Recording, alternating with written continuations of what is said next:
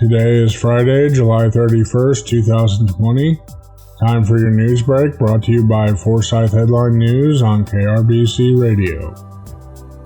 Your COVID-19 update is provided by the Taney County Health Department. The Taney County Health Department is reporting 288 cases, or 0.51% of the population. There have been 4 deaths, 101 recovered, and 155 active cases. There have been 6,547 tested out of 55,928 residents, or 11.71% of the population. For more information, please visit our website. In local news, the Branson Board of Aldermen have passed an ordinance mandating face covering in the city. The ordinance will go into effect at 12:01 a.m. today and will expire at 11:59 p.m. September 8th. Today in Missouri news, 8 demonstrators were arrested Thursday near the Missouri governor's mansion during a protest against a recently passed crime bill. The arrest began after some of the protesters blocked intersections by lying in the street and ignored police orders to disperse, police spokesman David Williams said. KRCG-TV reported the protest was aimed at a crime bill recently signed by Governor Mike Branson. Those involved said they believe the crime bill is too harsh against people and does not address crime itself.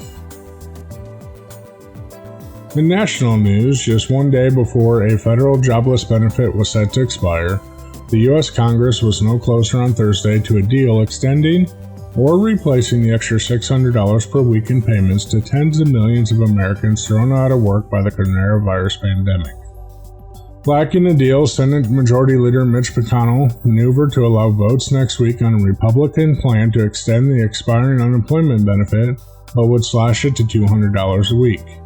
While the measure may be blocked by Democrats who want to continue the current benefit, it could spur lawmakers and the White House to accelerate negotiations next week towards a compromise. The Senate adjourned for the weekend and will return Monday after the unemployment insurance benefit has expired. In business news, the number of Americans who filed new claims for unemployment benefits last week totaled 1.434 million, the Labor Department reported Thursday, roughly in line with expectations as the coronavirus pandemic continues to ravage the U.S. economy. It was the 19th straight week in which initial claims totaled at least 1 million, and the second consecutive week in which initial claims rose after declining for 15 straight weeks. Time for your stock market report. The Dow jumped 160 points to close at 26,539. The S&P 500 gained 1.24% to close at 3,258. The Nasdaq Composite climbed 1.35% to close at 10,542. Stocks rose as major tech shares advanced broadly and after the Federal Reserve kept interest rates unchanged.